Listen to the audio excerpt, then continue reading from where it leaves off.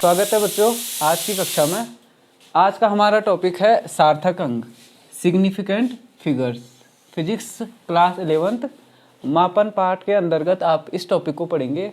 तो इससे पहले वीडियो में हमने पढ़ा है कि एरर कितने प्रकार की होती है। उसमें हमने पढ़ा एब्सोल्यूट एरर क्या हुई, फिर रिलेटिव एरर और परसेंटेज एरर, ये आपको समझ चुके हैं। देखिए, हम कोई भी माप ले रहे हैं, लैब में जा रहे हैं, तो हम माप को क्या करेंगे, हम किसी माप को हमने लिया, अब हमको ये कैसे पता चलेगा कि वो माप कितनी एग्जैक्ट है या कितना सही है। तो इसको हम इस प्रकार से कहेंगे कि किसी भी सिग्निफिकेंट फिगर को या किसी भी सार्थक अंक को जो है ये डिनोट करता है किसी भी मापी गई राशि का शुद्धतम मान, जो उसकी शुद्ध या एक्यूरेट वैल्यू होती है, उसको हमको बताने के लिए सार्थक अंकों में लिखना जरूरी है। अब इन अंकों को लिखने के कुछ नियम है हमारे पास। सार्थक अंक को हम किसी नियम से लिखेंगे, हम पहले वो नियम देख लेंगे, फिर उसके बाद लास्ट में हम क्या करेंगे, एग्जाम्पल लेंगे और एग्जाम्पल के आधार पर हम इसको क्लैरिफाई करने की कोशिश करेंगे। तो आइए आगे बढ़ते हैं। सबसे पहले नियम देखिए कि सभी अशून्य अंक, यानी जिनको बोलते हैं नॉन जीरो नंबर्स, ये हो गए सार्थक अंक। जिसको इस प्रकार से लिखेंगे, सभी अशून्य है ना, नॉन जीरो डिजिट या अंक, ये वो हमारे सार्थक अंक। पहला इसको लिख देते हैं, ये है हमारे पास सार्थक अंक। जितने भी अशून्य अंक होंगे ये सार्थक अंक होंगे। इसको मैं और क्लेरिफाई करता हूँ। जैसे फॉर एग्जांपल हमने कहा डेसिमल सिस्टम में चल रहे हम, तो 1 2 3 to 9 ये अंक अगर किसी संख्या में आ रहे हैं तो ये सब के सब सार्थक अंक आएंगे। दूसरी बात आती है जीरो की। दो अशून्य अंकों के बीच, दो अशून्य अंकों के मध्य शून्य जो आते हैं, सभी शून्य, ये भी हमारे पास होता है सार्थक अंक। इसको मैं लिख रहा हूँ सिग्निफिकेंट फिगर, शॉर्ट में समझ लीजिए। इसका एग्जांपल देते हैं। जैसे फॉर एग्जांपल हमारे पास है 403, इसमें सिग्निफिकेंट नंबर हो गया हमारे पास 3। 4 भी सिग्निफिकेंट है, 0 भी सिग्निफिकेंट है, 3 भी सिग्निफिकेंट, ये हम चलेंगे। इसके बाद नेक्स्ट हमारे पास जो रूल आता है कि अगर हमारे पास जो है डेसिमल प्लेस है, कोई डिजिट है डेसिमल प्लेस में, कोई मान आया है, तो इसको लिख देते हैं दशमलव। दशमलव के दाईं ओर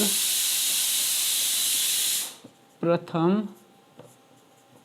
अशून्य अंक के बाद या पीछे, बाद के शून्य, ये सब ये भी है हमारे पास सिग्निफिकेंट फिगर्स। इसका एग्जांपल लेते हैं। ये क्या बोला, दशमलव के दाईं ओर के, तो दशमलव वाली कोई डिजिट लो,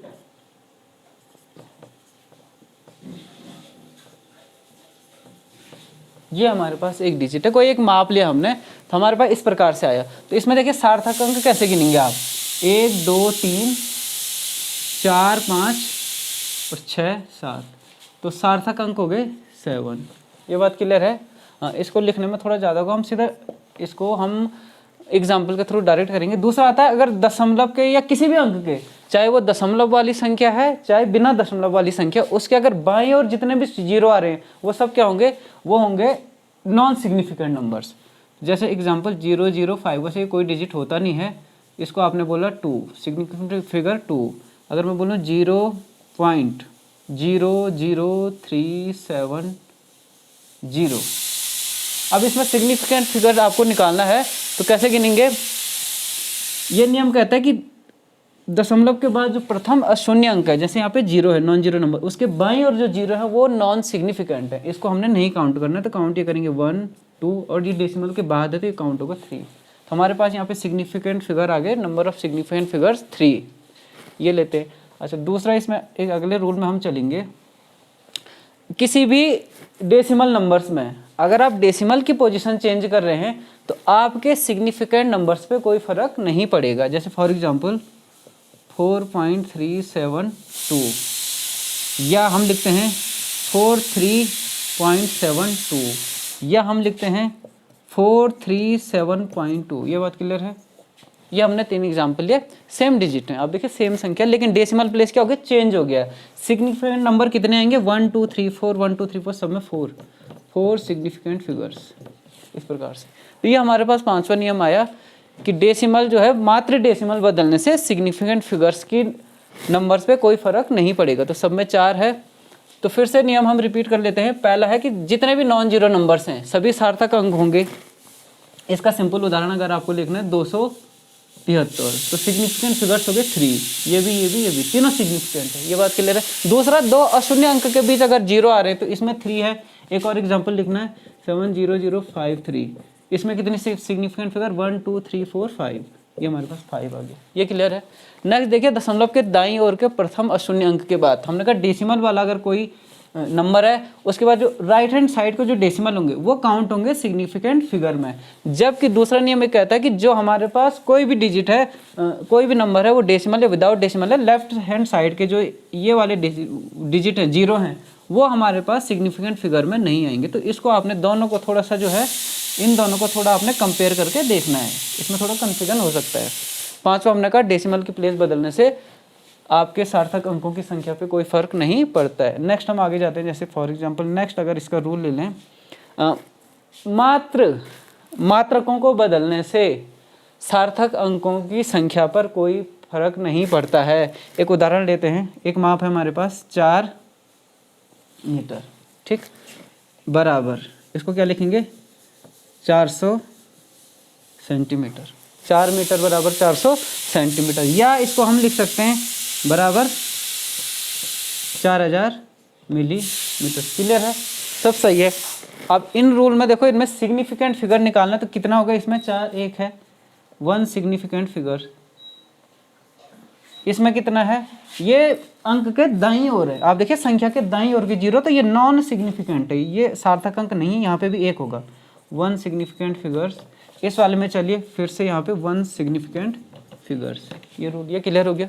तो ये हमारा 6वां रूल था कि मात्र जो है हम मात्रकों, या इसको बोलते हैं अलग अलग मात्रक पद्धतियों में अगर आप किसी संख्या को लिखेंगे या किसी राशि को लिखेंगे तो उनके जो है सार्थक अंकों पे कोई फर्क नहीं पड़ता है।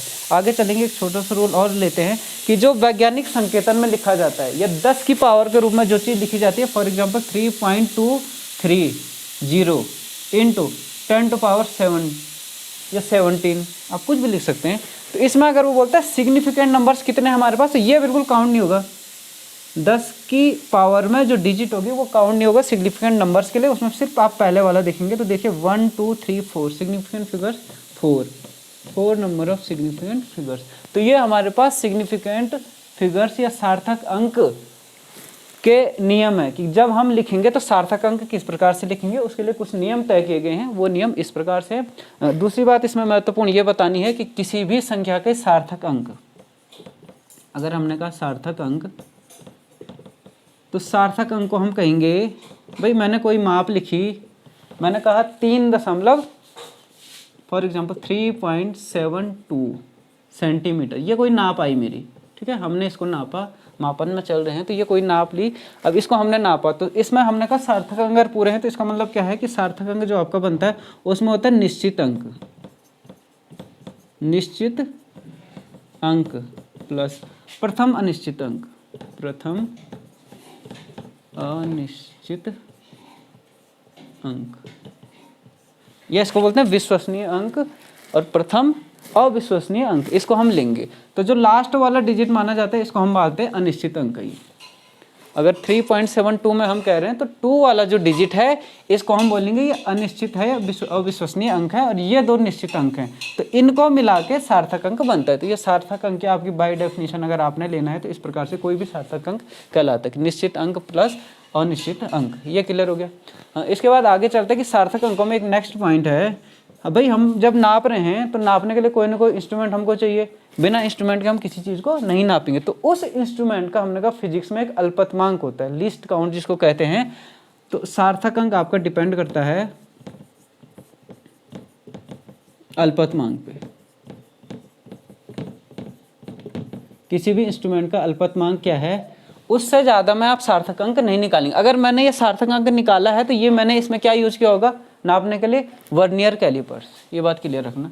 अगर मैंने ये यूज किया है तो यहाँ पे मैंने क्या, वर्नियर कैलिपर्स, न कि मीटर स्केल। मीटर स्केल से मैं कितना नापूंगा, अगर मैं मीटर स्केल की बात करूँ मीटर स्केल, इससे मैं नापूंगा तो इसको मैं नाप सकता हूँ 3.7, 3.6, क्योंकि वो मिलीमीटर में नाप दे रहा है, उसकी अल्पतमांक है मिलीमीटर में। ये बात क्लियर हो गई। तो भाई सार्थक अंक हमने निकालना है तो वो डिपेंड करेगा आपका जो इंस्ट्रूमेंट है उसकी अल्पतमांक या लीस्ट काउंट कितनी है, उस पर आपका सार्थक अंक डिपेंड करता है। इसके बाद हम आगे चलते हैं सार्थक अंकों की प्रक्रिया में। तो सार्थक अंकों की प्रक्रिया के लिए देखो जोड़ घटाने के नियम, ये आप जो है वीडियो को पॉज करें और इसको आप स्क्रीनशॉट लेके नोट्स बना सकते हैं। नेक्स्ट आता है अब जोड़ घटाना। अब हमको खाली एक डिजिट तो होती नहीं है, कई बार हमको क्या करना पड़ेगा, मापन में जोड़ना घटाना पड़ेगा। तो उसके लिए सार्थक अंकों में कुछ नियम बने हैं। सार्थक अंकों का नियम देख लेंगे। एक तो आप ये लिखिए सबसे पहले एक नियम ये देखिए कि अगर हमने कहा अधिक, किसी भी मापन में अधिक सार्थक अंक, यानी ज़्यादा से ज़्यादा आपने अगर सार्थक अंक लिए हैं, सिग्निफिकेंट फिगर्स लिए हैं किसी मापन में, तो ये शो क्या करता है, अधिक यथार्थ, अधिक यथार्थ माप। क्लियर है। और ये अधिक यथार्थ जब माप होगी तो ये क्या शो करता है, ये शो करता है कि कम प्रतिशत त्रुटि, कम प्रतिशत त्रुटि। ये हमने त्रुटि वाला पहले पढ़ चुके हैं वीडियो में, क्योंकि हमने कहा था कंपेयर करने के लिए आपको या तो रिलेटिव एरर चाहिए या फिर परसेंटेज एरर चाहिए। तो कम से कम हमारा एम क्या है, कम से कम परसेंटेज एरर रखना अपने मेजरमेंट में। तो उसके लिए हमको क्या चाहिए, अधिक से अधिक सार्थक अंक चाहिए, और उसका तरीका क्या है, अधिक से अधिक यथार्थ माप चाहिए। तो हमारे पास मेजरमेंट के लिए इंस्ट्रूमेंट का जो है अल्पतमांक ज़्यादा से ज़्यादा होना चाहिए, तब जाके आप इस एम को प्राप्त कर सकते हैं। अब जोड़ने घटाने की प्रक्रिया में आते हैं कि भाई सार्थक अंकों को हमने जोड़ना है और घटाना है, तो उसको कैसे करेंगे। देखो शॉर्ट में लिखते हैं, ये प्लस है अथवा माइनस है। इस केस में सार्थक अंक फॉर एग्जाम्पल 1.23 प्लस कर देंगे आप 4.325, ये जोड़ दिया।